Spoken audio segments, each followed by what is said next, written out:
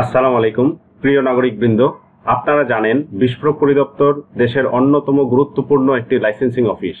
বেশ কিছুদিন যাবৎ তাদের লাইসেন্সিং সেবা অনলাইন প্ল্যাটফর্মে আনার জন্য কাজ করে যাচ্ছে। ম্যানুয়াল পদ্ধতিতে সম্মানিত নাগরিকদের বিস্ফোরক সেবা গ্রহণ করতে কয়েকবার সশরীরে এসে হাজির হতে হয়। এতে নাগরিকদের সময় ও অর্থের অপচয় হয়। ইতিমধ্যেই বিস্ফোরক পরিদপ্তর একটি সেবা অনলাইনে নিয়ে এসেছে। প্রাথমিকভাবে শুধু ঢাকা অফিসের একটি সেবা দিয়েই অনলাইন কার্যক্রম শুরু হচ্ছে। পর্যায়ক্রমে সব কয়টি সেবা সারা দেশের বিস্ফোরক পরিদপ্তরের বিভাগীয় অফিসের মাধ্যমে অনলাইনে নিয়ে আসা হবে। এতে একজন নাগরিক ঘরে বসেই আবেদন করতে পারবেন, আবেদনটি ট্র্যাক করতে পারবেন, অর্থাৎ কখন কোন ডেস্কে আবেদনটি আছে তা জানতে পারবেন এবং ঘরে বসেই লাইসেন্স পাবেন। আজ আমরা দেখব কিভাবে ফর্ম চ অর্থাৎ এলপিজি গ্যাস পূর্ণ সিলিন্ডার অধিকারে রাখার লাইসেন্স মঞ্জুরের আবেদন করতে হয়। চলেন শুরু করা যাক। অনলাইনে আবেদনের জন্য মাইগভ প্ল্যাটফর্মটি ব্যবহার করতে হবে।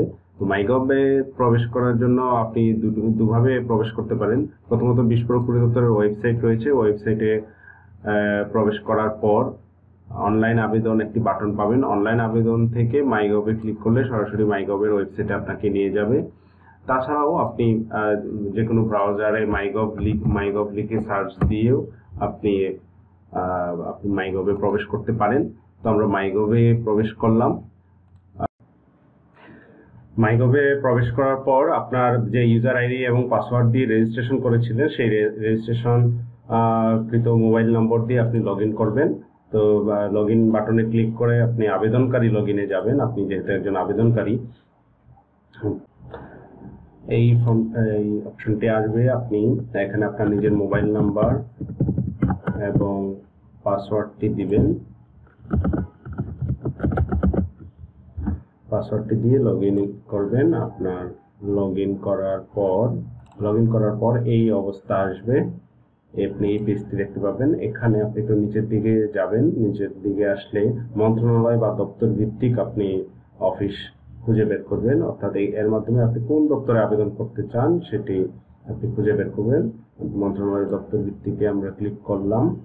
তারপর আমরা যাব বিস্ফোরক পরিদপ্তর। আমরা এখান থেকে যদি খুঁজে নিতে চাই, এখানে বিস্ফোরক পরিদপ্তর লিখে সার্চ করলেও হবে, অথবা আপনি নিচের দিকে একটু যদি নামেন, নিচের দিকে স্ক্রল করলে জ্বালানি খনিজ সম্পদ বিভাগ পাবেন। জ্বালানি খনিজ সম্পদ বিভাগের এখানে বিস্ফোরক পরিদপ্তরে ক্লিক করবেন এবং এই সেবাটি ব্যবসা সংক্রান্ত সেবায় আপনি ক্লিক করবেন। ক্লিক করার পর ফর্ম চ এলপিজি গ্যাস পূর্ণ সিলিন্ডার অধিকারে রাখা লাইসেন্স মঞ্জুর, এখানে ক্লিক করবেন।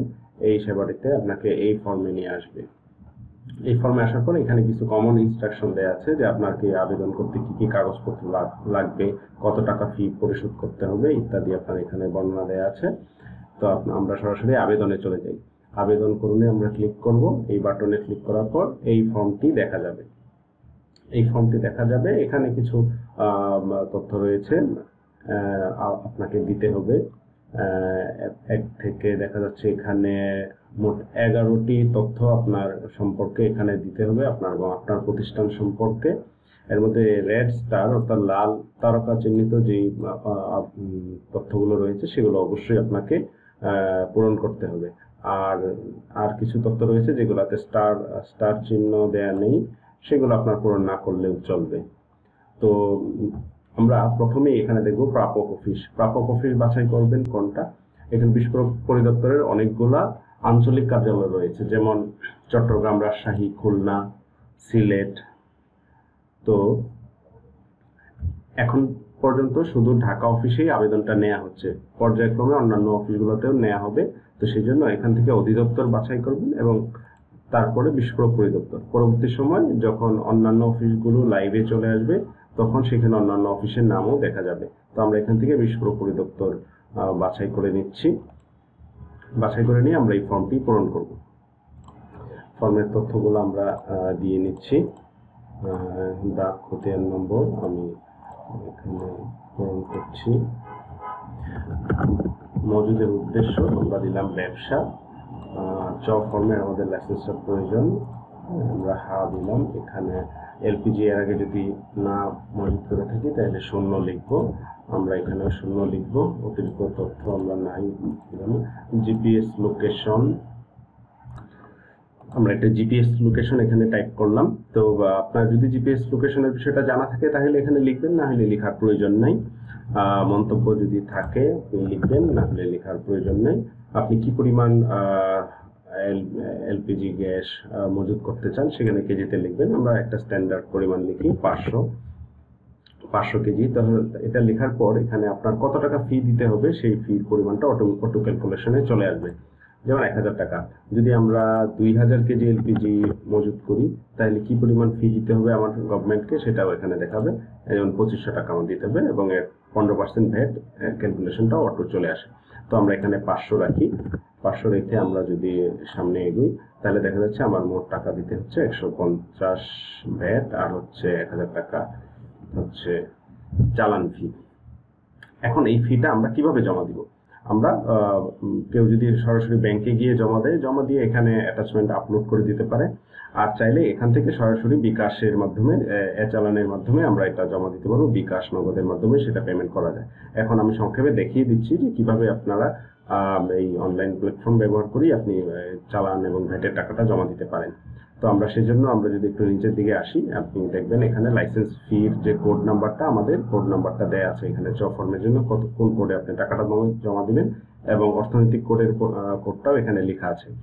এবং ঢাকা বিভাগের জন্য প্রতিষ্ঠানের কোড কত ভ্যাটের এবং অর্থনৈতিক কোড কত সেটাও এখানে উল্লেখ করা আছে।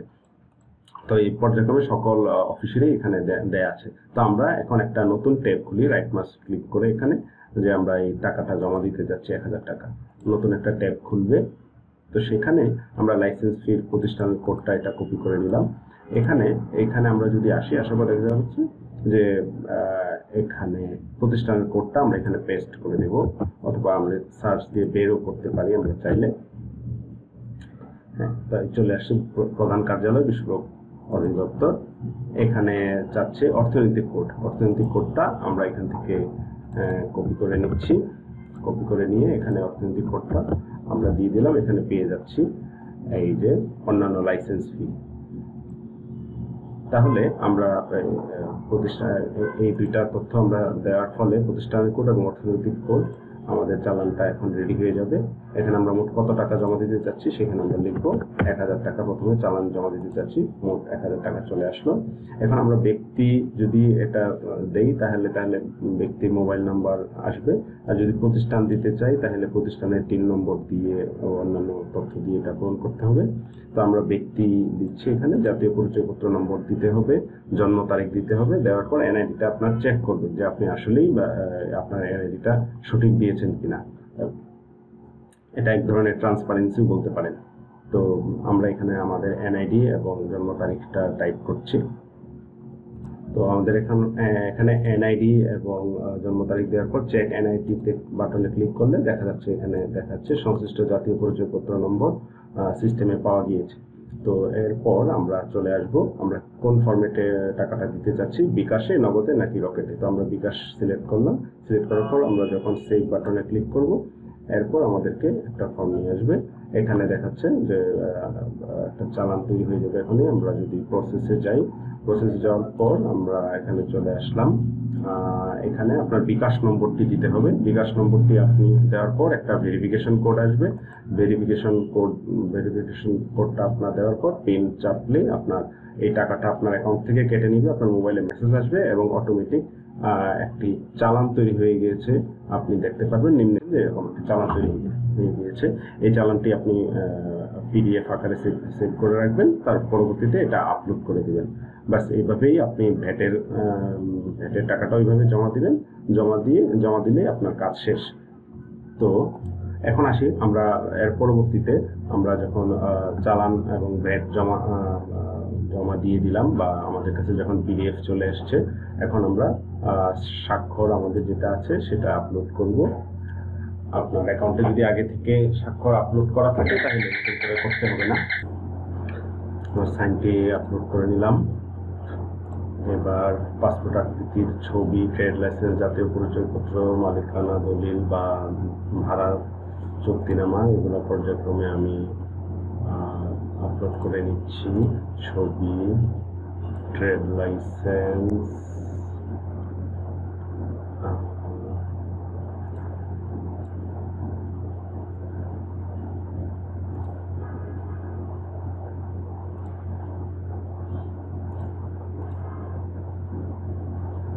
মালিকানা দলিল, আমি দলিল নাই, আমি এগ্রিমেন্টটা ক্লিক করে নিচ্ছি। তারপর হচ্ছে মজুদাগারের নকশা, এটা জেপিজি ফরম্যাটে দিতে হবে অথবা পিএনজি ফরম্যাটে, আমরা আপলোড করে নিচ্ছি। লেআউট,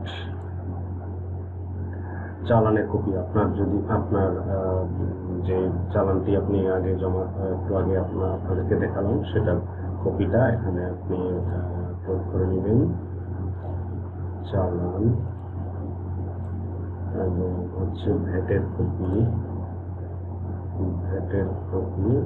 আপলোড করে নেবেন এবং একটি ঘ ফর্ম রয়েছে, সেই ঘ ফর্মটি পূরণ করে আপনি এখানে আপলোড করে দিবেন। ব্যাস, এখন আবেদনকরণে ক্লিক করলে আপনার এই অবস্থাটি দেখাবে। আপনার কি কি তথ্য আপনি পূরণ করেছেন সেই সমস্ত তথ্য দিবে। দেওয়ার পর একদম নিচে আসবেন, আপনার সমস্ত ডিটেইল দেখাবে। দেখার পর আবার আবেদনে ক্লিক করুন। এখানে ক্লিক করলে আবার আপনার আবেদনটি শেষ হবে। তো আমি আবেদন বাটনে ক্লিক করলাম। ক্লিক করার পর আবেদনটি কমপ্লিট হয়ে গেল। এই যে দেখেন, আমাকে এখন দেখাচ্ছে যে এলপিজি গ্যাস সিলিন্ডার অধিকার রাকেশ মঞ্জুর, আবেদনের অবস্থা, আবেদন গৃহীত হয়েছে। এখন চাইলে আমি এখানে ক্লিক করে আমার আবেদনের বর্তমান স্ট্যাটাস দেখতে পাবো, যে আমার আবেদনের একটা ট্র্যাকিং নাম্বার দেওয়া হয়েছে এবং আবেদনের অবস্থা হচ্ছে সংশ্লিষ্ট দপ্তরে প্রেরণ করা হয়েছে। যখনই এটার কার্যক্রম শুরু হবে তখন এখানে লিখে থাকবে কার্যক্রম চলমান এবং কোথায় আছে সেই জিনিসগুলো এই টাইম লাইনের মাধ্যমে দেখা যাবে। আপনি দেখতে পাচ্ছেন এখানে একটি ট্র্যাকিং নম্বর দেওয়া আছে। এই ট্র্যাকিং নম্বরটি আপনাকে মোবাইল ফোনে মেসেজের মাধ্যমেও দেওয়া হবে এবং এই মেসেজের মাধ্যমে আপনি এটা ট্র্যাক করতে পারবেন যে আপনার আবেদনটি এখন কোথায় কোন ডেস্কে রয়েছে এবং আপনার আবেদনের বিষয়ে যদি কোনো চিঠি ইস্যু হয় তাহলে সেই চিঠিটাও এই নিচে কার্যক্রম চিত্র রয়েছে, সেখানে আপনি জানতে পারবেন। এখানে আপনার স্ট্যাটাসটা জানতে পারবেন। তো আবেদনকারী যারা আবেদন করবেন তাদের প্রতি অনুরোধ রইল, আপনার আবেদন করার পর আপনি আপনার ইনবক্স নিয়মিত চেক করবেন। এখানে বাম পাশে যে ড্যাশবোর্ড রয়েছে, ড্যাশবোর্ডে প্রবেশ করলেই আপনি আপনার আবেদনের স্ট্যাটাস সমূহ দেখতে পাবেন এবং এর মাধ্যমে আপনি আপনার যে কোনো অনলাইন আবেদন বিস্ফোরক পরিদপ্তরে যা আপনি আবেদন করেছেন সেগুলো স্ট্যাটাস দেখতে পাবেন। আমরা আশা করি বিস্ফোরক পরিদপ্তর তাদের নাগরিক সেবাসমূহকে অনলাইন প্ল্যাটফর্মে নিয়ে আসার মাধ্যমে স্বচ্ছতা ও জবাবদিহিতার উজ্জ্বল দৃষ্টান্ত স্থাপন করবে এবং দুর্নীতি বন্ধে রোল মডেল হবে। ধন্যবাদ সকলকে।